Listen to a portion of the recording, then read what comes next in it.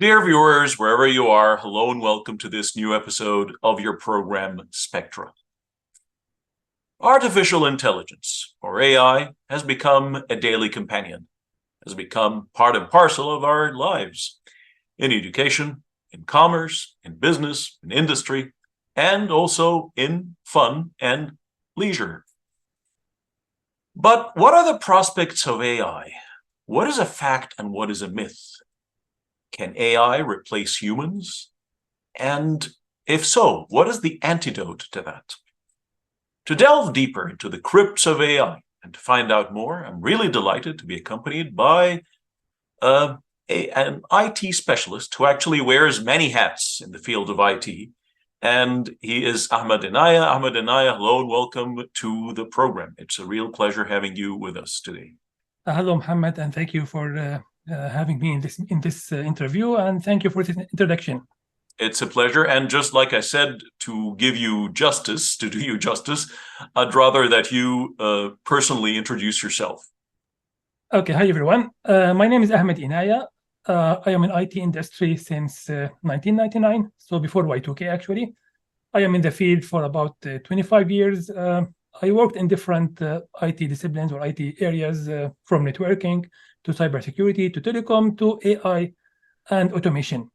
I work as a part-time lecturer in TMU, Toronto Metropolitan University, Georgian College at IDAC, and I'm also a certified instructor by companies like Aruba, HPE, Arista. This is in brief about me. I hold also a master's degree, Master's of Engineering in computer engineering, mainly in AI. And I am in the field still. I work as a consultant also. So I'm still connected to industry. So you are the man, absolutely. So to start off, what is AI? What is a fact and what is a myth? Because AI is used interchangeably with many other aspects of IT, and you're the specialist here. Can you tell us in simplified way, what is the real AI? What is real artificial intelligence? Yeah, it is an interesting question, actually. Now, some people believe that AI is a buzzword. Some people say it is part of our daily life, and it is actually part of our daily life. But the definition of AI, artificial intelligence, in basic terms, it is any task that can be performed by a computer instead of a human. So this covers actually wide range of products or applications. So for example, even in old days, we have applications that ask you certain questions and then give you a suggestion. Maybe it is common for people when they immigrate to Canada to go through a website that asks them certain questions and then give them a suggestion whether they are approved or will be rejected. So this is an AI actually. So it is not something new. It is there since maybe 80s, maybe before. Actually, the concepts of AI are even before that time. And the ideas or the mathematics behind AI was there maybe since 1960s, 60s. But what is new now? We have more data. We have much better CPU and processing power. So we are able now to do more with AI. Okay, so to simplify it more again, can you give our viewers like some examples of contemporary things between our hands today that are typical applications of AI? Like things that maybe people can have on their cell phones or they might use in a classroom or at work. Like what are some things like from the basics to the more advanced? Yeah, the most common maybe AI application is where you try to do shopping, which we do every day nowadays online. You receive recommendations, which are personalized, customized, based on your previous history and information collected about you. So the system collects information about you and it can do prediction what will be your next purchase or what will be your next interest. So this is some sort of AI. It can collect information about you, analyze it, compare it with other people who are similar to you, and decide what will be your next purchase. So this is something we see every day. When you use Google Map can predict what will be the traffic based on previous data, and based on your pattern, sometimes how do you drive or other criteria. So all these are kinds of AI, and again, AI became possible because we have a lot of our information already in the cloud, and this huge amount of information made it possible for AI to improve and to progress and to have new algorithms, which was not possible before. Before the cloud, actually, cloud is very related to AI because of cloud. We have a lot of data that was fed to AI engines to produce the products we have nowadays. And to put it in simpler terms, like sometimes when we're on like any of the social media platforms, or sometimes when we're like surfing or on YouTube, for instance, there's a pop-up, and you might have an ad or like a video or just a still picture of products that you already own. So let's say, for instance, two people, an owner of a Toyota and an owner of a Honda, and they would open their Facebook's pages, but the owner of a Toyota would just have a pop-up window with a product that would fit his Toyota, and the owner of a Honda would have a pop-up that fits his Honda. So people would wonder, like, how did they know that I have a Honda, or like the other one has a Toyota? But just like you said, it's from the cloud. Like they collect all sources. Yeah, now AI is somehow related to privacy. Sometimes some people, all technology aspects are very related. Cloud, privacy, AI, machine learning, and deep learning. These terms are very related, actually, because somehow we are giving our data to the cloud, and somehow they are used to progress, to technical progress. And this maybe drives me to another subject, which is maybe machine learning. Some people sometimes use these terms interchangeably, AI and machine learning, but they are not exactly the same. Maybe to simplify the subject, I'd like to share one screen just to show the audience how these terms are actually interrelated in technology and in our daily life. Give me a minute. I'd like to share a small screen that shows multiple subjects. So let's talk first about first of all, AI, which is a very general term. Actually, it covers any area where the machine can do the same job as the human, including even some instructions. We can give computer instructions and let it decide. This is still considered AI. But nowadays, there are more aspects, or more, I would say, advanced topics that are related to AI, but still called as AI. One of them is machine learning. Now, most of the time when people say AI, they mean machine learning, which means the computer can collect data about the past and then make a prediction about the future. This is called machine learning, which means we don't need to give computer detailed instructions about what to do or what to decide and how to make a decision. It can learn by itself. And this was actually a breakthrough in industry and in technology, when machines become able to learn from previous data and to be able to predict the future. This was actually another breakthrough that was called machine learning, because the computer is learning by itself. There are many techniques and a lot of mathematics, statistics, and a lot of algorithms behind this. But in brief, it is about the machine learning. Later on, there was another subject or another technology, which is deep learning, which means the machine can learn in multiple layers. It is not just a matter of receiving data, processing the data, and get the result.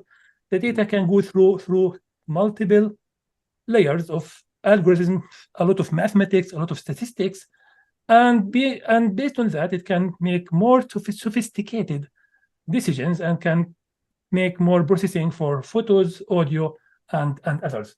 So this is just an introduction for these three terms that are very related to our subject. Yeah, perfect. Thank you very much for this introduction. And now, like the very, very common and famous app that a lot of people are talking about today around the world is the Chat GPT, or many other similar apps that come out there. Is it proper to say that this is artificial intelligence, or is this machine learning? What is it? Is this deep learning? What is this exactly? Yeah, interesting. Yeah, thank you for this question. Actually, with the introduction of deep learning, a lot of opportunities became possible, or a lot of enhancement became possible. And one of them was the generative AI, which means the AI being able to generate content. Instead of just taking our previous content and expect the result, it can actually generate content by itself based on the provided content. So this subject actually was produced by a group of, I would say, researchers in, by the way, Toronto University, UFT, University of Toronto was one of the main researcher group that enhanced the concept of deep learning. So they came up with the idea that says, let the computer teach itself. So they brought, they fed the computer with a lot of photos, a lot of content, and then they try to make the computer create something similar, and then the computer will be divided to two engines, one that create content, the other one that compare it with the actual, and in the end they were able to create a computer or algorithm that can generate content. So in a ChatGPT, what is the amazing thing is that it creates content, but this content actually is not fully created by ChatGPT. It is based on the information that was fed to ChatGPT before, and this content came from Wikipedia, from encyclopedias, from the public information, even from social media content in some cases. And based on that, ChatGPT was able to answer questions based on information provided to ChatGPT before. And the same concept applied to photos, which is actually more complex than text. So now you can give a special description or short description for a photo and leave it for AI to generate that photo for you. So again, it depends on the input that was given previously to the AI or the ChatGPT, whether it produces text or pictures.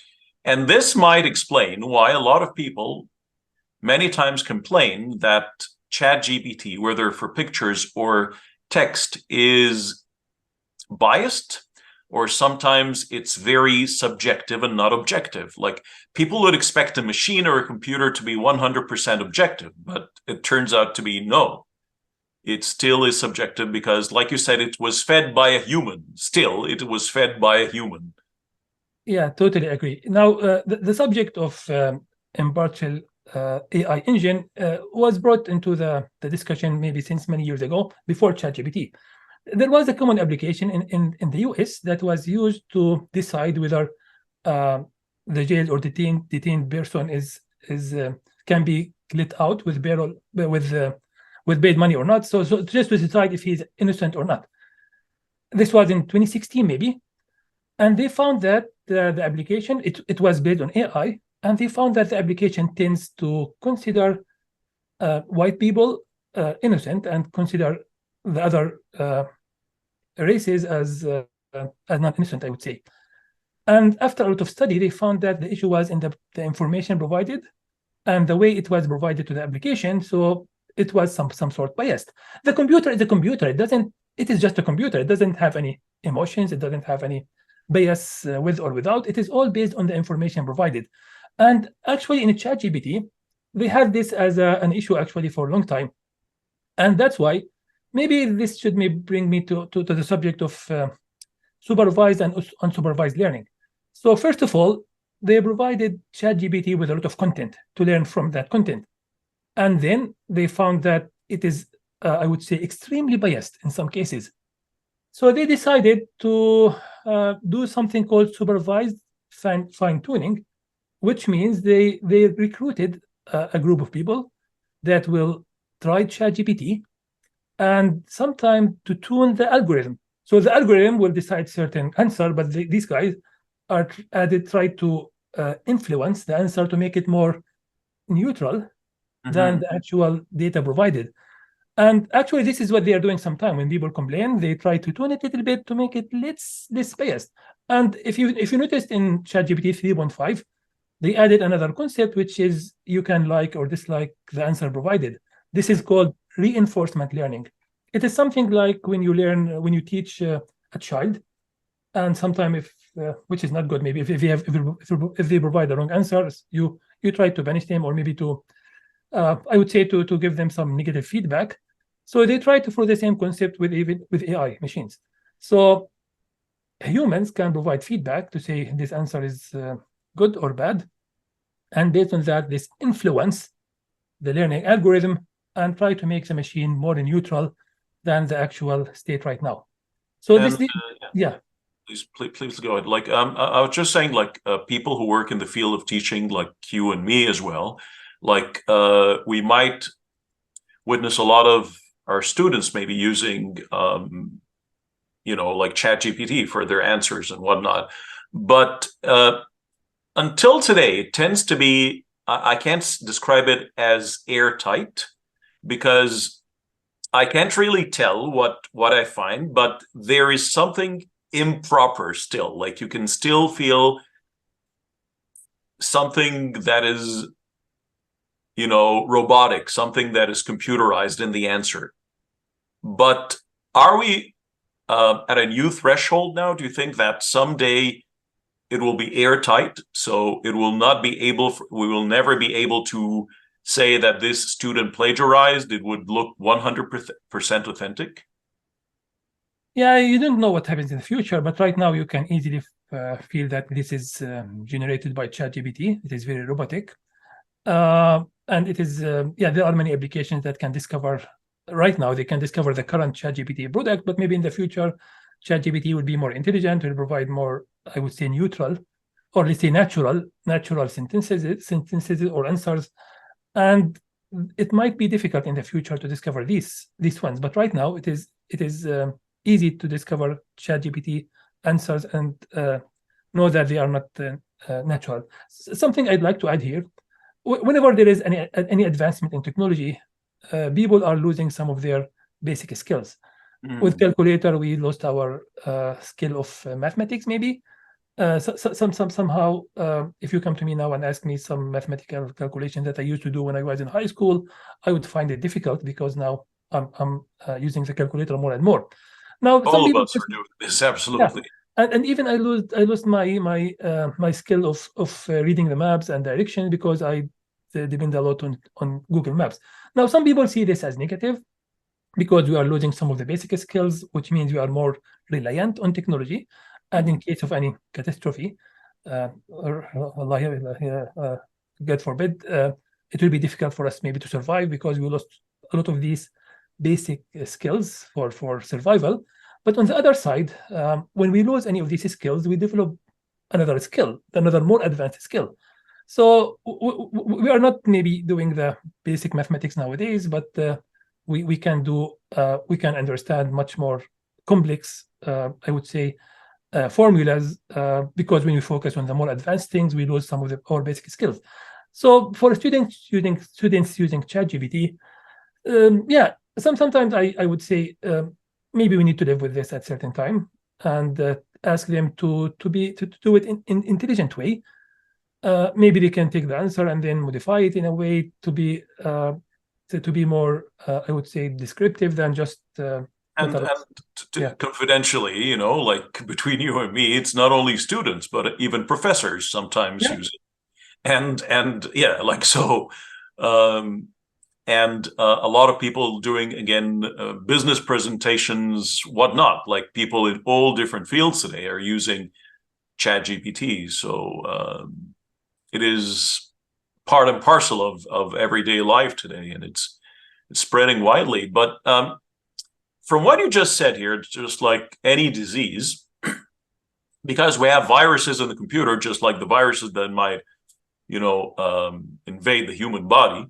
But just like medicine, we always have the disease and then we think of the cure. So always the disease is one step ahead, always, because how can I generate a cure for a disease that's not there yet? I must know the disease and I must know. So if we talk about the evil side or the wicked side of AI, because a lot of people today are really afraid that AI is a major tool that can help hackers, that can help people to impersonate others, and it's really affecting integrity, it's affecting authenticity. So first of all, before we talk about the cure, but to what extent is AI successful today in supporting hackers and identity theft? Okay, yeah. Now, First of all, let me talk about the good side of it, and then I'll talk about the bad side. So in cybersecurity nowadays, they depend on AI a lot. In cybersecurity, there are new attacks every day, and they call them sometimes zero-day attacks, which means an attack that was never there before, and at a certain day, we just have a new attack, and the system is not able to find the signature for that attack. So AI is used nowadays to discover zero-day day zero attacks, because the AI can build a baseline. It knows the daily behavior of every employee. It knows the daily behavior of all the systems. And if there is anything that is against the normal behavior, anything abnormal, it considers it as maybe a threat or an attack. And it has certain points, certain marks, or certain threshold that once the behavior is going above this threshold, it considers it as an attack, and it may take actions against it. So AI is used to that like a breach or a compromise. Exactly. Breach or a compromise. Yeah. So it understands, it builds the baseline. It knows exactly what is the normal behavior, and anything against the normal behavior is considered as whether data breach or maybe an attack, or maybe command center, or someone is trying to interfere or take data out of the system.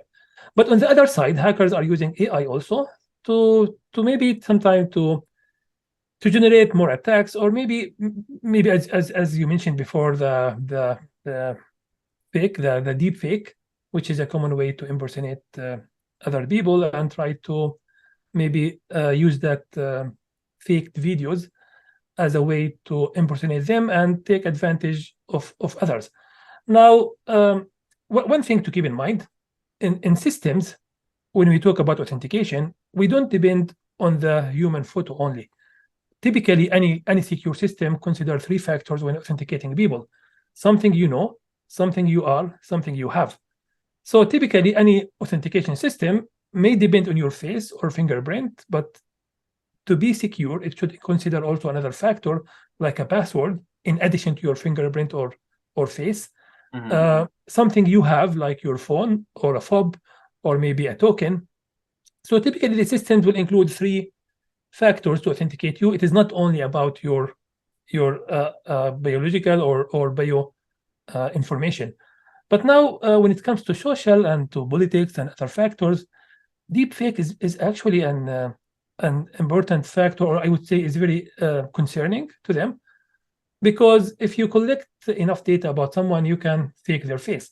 Let me show you something just to make sure that everyone have the same understanding of deepfake and how it is built and how it can be actually detected. Give me a minute.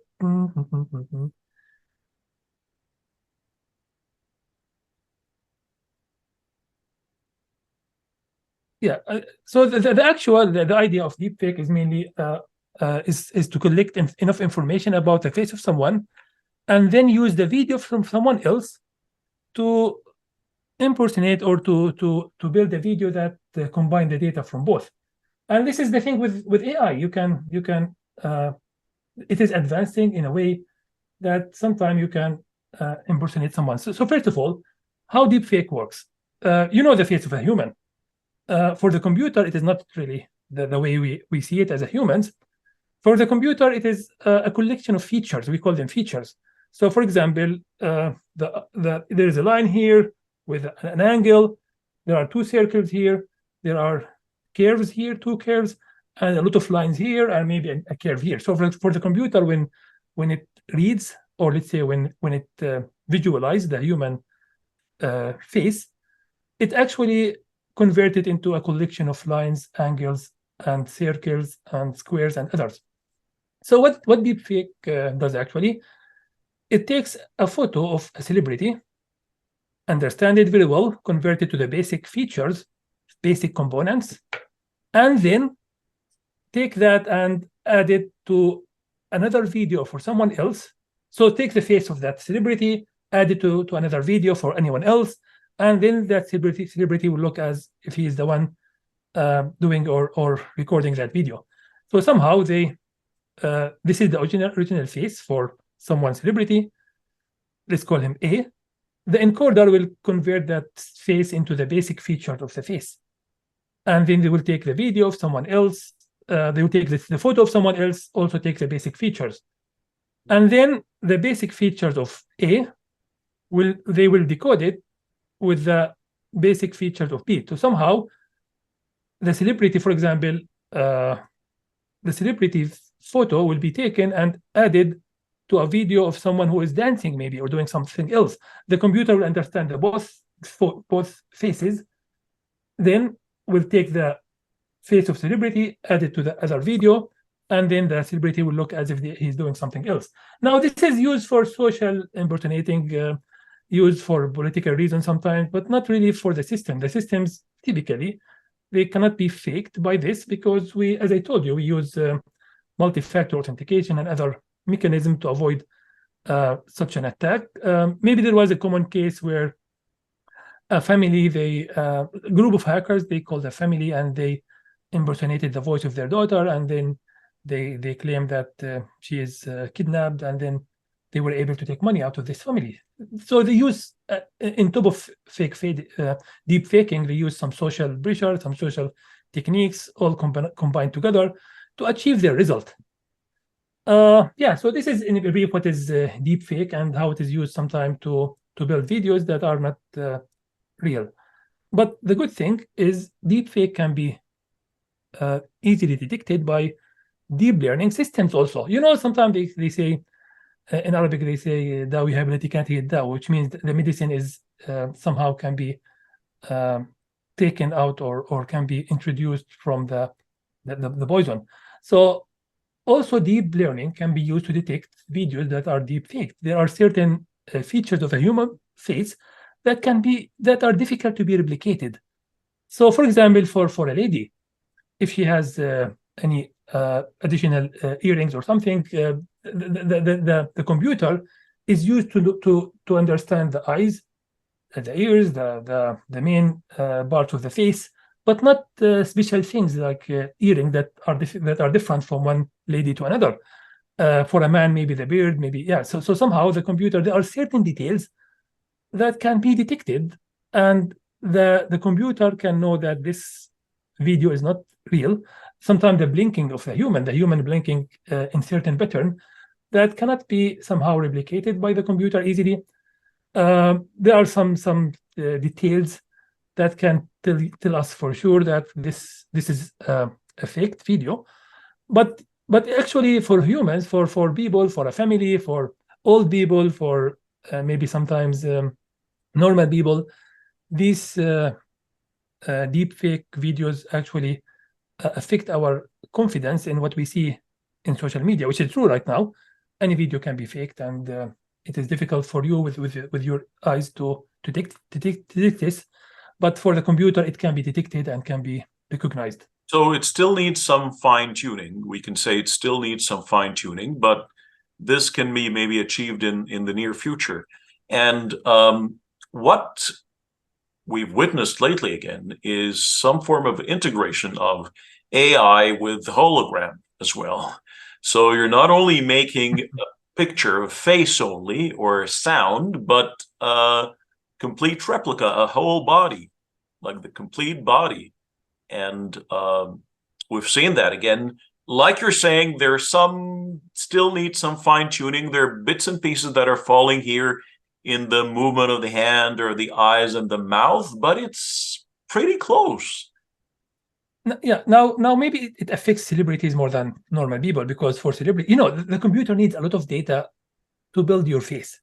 Mm-hmm. And the more photos from different angles makes it easier for the computer to build your face, to recognize it, and to be able to apply it to different video.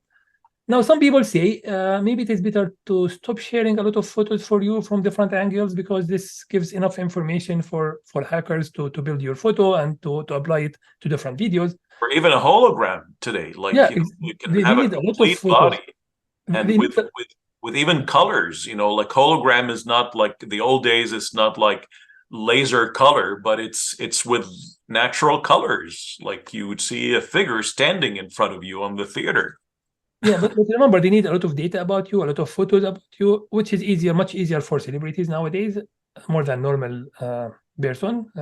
So if they can collect enough data about you, they might replicate your photo. And that's why some people believe that we should register our photos and our 3D photos or sometimes our avatars even somewhere in the government. So if someone create these things, we can sue them, because sometimes the thing with AI, there are no regulations sometimes that stop the hackers from doing this. Sometimes there is no rule that says no one can create a 3D replica of you. It is not you, it is a 3D replica. So sometimes the rules are still lacking and lacking some of the details, and these hackers know exactly what they are doing. So some people say maybe everyone should register their photo, their 3D photo, their avatar. So if they are ever used by someone else, they can easily sue them in the court and stop them from using this against your will, or against your or take advantage of you or your family or your bank or others. So it is a complex subject, actually. The question that was regularly tackled in like fiction, what we call so far science fiction, but today people don't know really the borderline between fact and fiction, what is real and what is mythical. So will the day come when we have actual cyborgs, where we'd have humans that would have some kind of, because today a lot of people are living with an artificial kidney or like an artificial organ. So there is the very famous movie, The Bicentennial Man, and who turned himself from a robot into a complete human. And he had a positronic brain. Now, again, is the term positronic brain, is this a scientific term or a fictional term? Yeah, I'm not expert in that field, but I'd like to mention something else related to this, maybe. All what we discuss in AI is called narrow AI, which means it focuses only on one thing, not replicating the whole human, not replicating the intelligence of a human. As a human, we have many things on top of each other. Okay. We talk, we see, we recognize, we touch, we smell, all these things all together. They are very sophisticated. What we discuss until now in AI is really an engine that can do one thing only, whether generating text, generating photo. Sometimes it will be two engines in one of them generating photo, one generating text. But actually, the concept of general AI, which is a very general, it is something similar to what you see in the movies. A robot that can do everything is not really available nowadays. Also, Sophie, which was a robot that can talk, it is not really doing everything. He can move and talk, maybe. So a robot that can do all the functions of a human altogether is not there yet. Maybe it will be in the future, but not yet. Yeah. Yet, exactly. Because, if we just remember at the end of the 90s, cell phones were only able to make calls, send text messages, and that was it. And it was a black and white screen. People were extra happy if they had a game or something on the cell phone.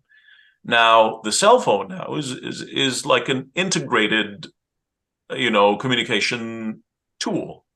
So you have your cameras, you have your videos, you have internet, your email, everything is in there. So there's a very good possibility that they might do the same with AI and robots. They might integrate everything together in one thing. So, and today they're talking about, again, the ability to transfer odors and tastes also via the internet. So you will not, and also the sense of touch later on.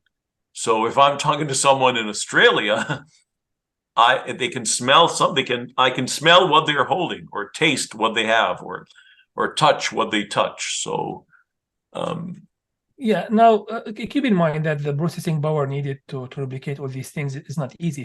ChatGPT include millions of nodes. Every node is actually a very sophisticated mathematical formula. So just to process the text, photo is more complex. Now there's another thing. Technologies are very related. There's another thing that may change all this, which is quantum computing. So right now, with the current computing we have, which is based on binary 0 and 1, we are reaching some of the limits. Very advanced supercomputers needs a lot of cooling, and there is a lot of pressure from environmental agencies that these computers are consuming a lot of electricity. But later on with the quantum computing, which is changing everything, quantum computer will be able to do, I would say, a million times or millions of times to what current computers can do, what current supercomputers can do. So quantum computing may change the game if Can you just simplify to our dear viewers quantum or the quantum theory, because not everybody's aware of what is quantum. What is quantum? Can you simplify it for our viewers, please? Now, this is also another field, which is not my main field, but in brief, in normal computing, we are talking about 0 and 1 only. So everything is done based on zeros and ones, and the computer Binary system. Binary system. But with quantum computing, they said, oh, we can take everything between 0 and 1, and we can do computational algorithms based on a lot of values in between the two.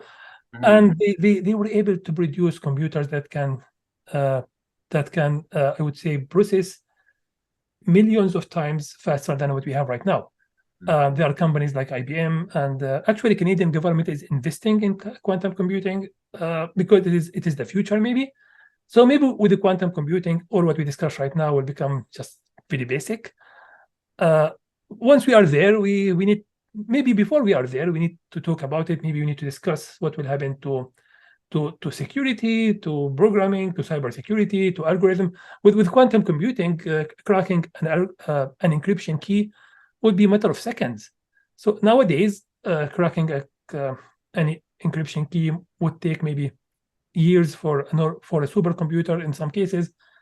But with quantum computer, this might take a few seconds to crack whatever encryption keys we use nowadays. So this is another thing that's still under study, under researching, under development. But with what we have right now, AI has some limitations when it comes to processing power. Maybe we need more advanced CPUs to process all the data. And if you remember, when OpenAI came up with ChatGPT, they said it took them maybe a year or a year and a half to process the available data in the internet.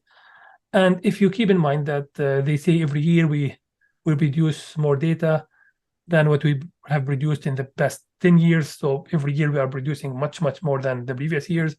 So the future computers must be much more faster than the current ones, to be able to process the data and be up to date with technology, with science, with politics, with the news.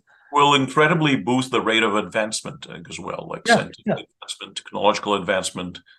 So yeah, like in the past, like to see, like to reach a new threshold, or to be to have a real innovation, it would take like decades.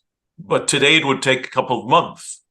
So at this rate, the acceleration that you're talking about, it might take a few days. So just a few days, or you might have a new version of everything. So like incredible updates and incredible advancements. Yeah, quantum computing is a game changer, which is not really there until now. There are some prototypes and some testing, but it is not really there. So AI is taking advantage of everything. I would say cloud was one of them. Quantum computing will be the next. And after that, I would say maybe the world will change pretty much than the way we have it right now. Okay, so last but never least, actually, is if there is an answer to this, and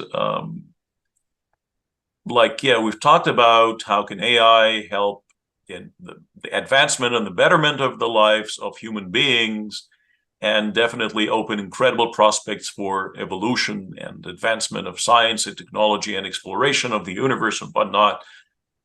But for the flip of this coin, the negative part, is there some kind of prescription that you might give our like viewers here to protect their privacy, to watch out for integrity, to not be open to getting fished with a PH, not with an F, like through, these, any kind of viruses, or like whatnot, like all these different imminent dangers that are out there in cyberspace? Yeah, the good thing is AI is used also to protect our emails. Most of the companies they have email filters that use AI to discover if this email is really a spam or a scam or phishing or maybe spearing. So all these filters are there, but in general, uh, don't click on anything that you don't trust. Don't use another way to verify the email, sometime by calling the person if there's something in that email. And typically the hackers, they try to pressure you. If it is too good, means something is wrong. So they try to intimidate you, to try to pressure you to do something else. They try sometimes to give you false information for you to take an action right now. Or to So entice you. Sometimes there's a great enticement there, like, yeah, or exactly. Yeah. you do this, we'll give you that. And so, wow. Yeah, there are many training courses that teach you how to make sure that this email is valid and how to avoid any spam. And actually, all companies, they ask all employees to go through these trainings before they deploy them. You know, in cybersecurity, now this is another subject, but we need the weakest chain, the weakest point in cybersecurity is the human. So in all the hacking, in most of the hacking or the most of data breaches, the company, they have the best security, they have all defenses, they have multi-layer defenses in their systems, but it was only an employee that didn't follow the rules, clicked on certain link that caused the whole breach. So yeah, educating the employees and awareness, cybersecurity awareness is, I would say, essential for any cybersecurity strategy or policy for any organization. And part of it is email. Email is the easiest way, but it is not the only way. Nowadays, we have attacks by SMS. They send you SMS, WhatsApp. Even in WhatsApp messages nowadays, they send WhatsApp messages. They send Facebook, Twitter. All all medias or all channels we have nowadays are also used by hackers to attack us and to I would say take advantage of our data here and there. And the less data you have public is better always. But sometimes you need to have some public data because of your business. You need to grow your business. You need to have presence on all in social media in the public. But nothing is invincible. Like nothing is like 100% airtight, or like so everything is vulnerable at the end. So it's our duty, just like you're saying. We really need to be very vigilant. Yeah, exactly. Yes, absolutely. Ahmed and Inaya, thank you very much for being with us today and for this very informative presentation that you gave to us, and this very informative discussion. Thank you very much for being with us again. Yeah, thank you. Thank you for you, and thank you for hosting me. Thank you for having me in this meeting or interview, and I hope it was informative. Thank you. Absolutely, my pleasure. Thank you very much. And dear viewers, if we were to recap here, not a very long time ago, just in the 20th century, computers, you'd had a computer that was as big as like a 1-story or 2-story building to do some very, very basic processing of things that you're doing today with your cell phone. And we had the tapes, we had the punching machines and whatnot, and today all this is history. All this is gone, long gone. When cell phones came out, people were protesting against it, but technology never stops for anyone. Advancement is always there, whether we like it or not. So we cannot stop the advancement, but let's always think of it this way. Let's use it and not abuse it, because abuse is mutual. So the more you abuse the system, the more it'll abuse you. So again, like, social media is a way of communication, but it's not supposed to be a way of show off. And you're not supposed to be there like 24/7. So because while you're doing this, you're making yourself more vulnerable. You're giving more information. You're making yourself a very, very easy victim, very easy prey for any predator out there waiting for you. So we just need to use it wisely and put our wisdom in there, like use it in the proper way, again, and not abuse it. Dear viewers, until we meet again, hope you have a very pleasant time. Thanks for watching.